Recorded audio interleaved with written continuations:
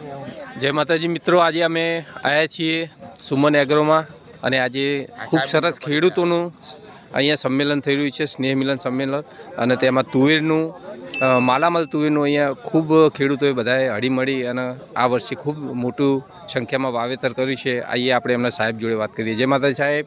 જય માતાજી. બોલો. નમસ્કાર.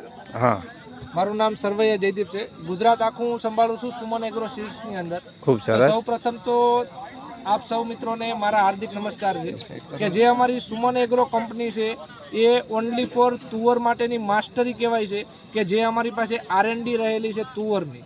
તુવરની આરએનડી બીજી કોઈ કંપની પાસે સાહેબ હોતી નથી. અમારી કંપની પાસે તુવરની આરએનડી છે. અને શરૂઆત જ્યારે ગુજરાતની અંદર આજથી 5 વર્ષ પહેલા કરી હતી ત્યારે અમે ખાલી 40 કિલોથી શરૂઆત કરી હતી.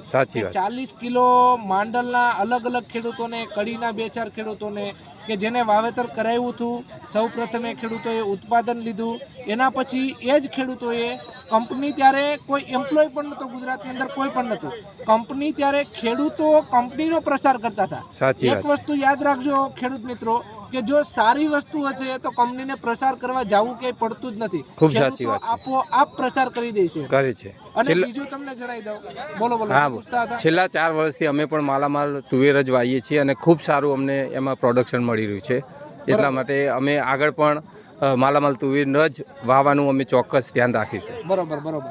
છેલ્લા 4 વર્ષથી તમે વાવેતર કરતા હોય તો તમે તમારા શબ્દોમાં જ કહો કે કેવું તમને અનુભવ લાગ્યો? ઉત્પાદન ખૂબ સારું હોય છે અને ઓછા પાણીમાં સારું ઉત્પાદન અમારું જળવાઈ રહે છે. બરોબર. સડો તમારે એ તુવરની અંદર સૌ પ્રથમ તો એક જણાવી દઉં કે અમારી પાસે ટોટલ તુવર માટેના જ ખાલી સાયન્ટિસ્ટો ગણું, તુવર માટેના સાયન્ટિસ્ટો અમારી પાસે 10 થી 15 તુવર માટેની વેરાયટીના છે.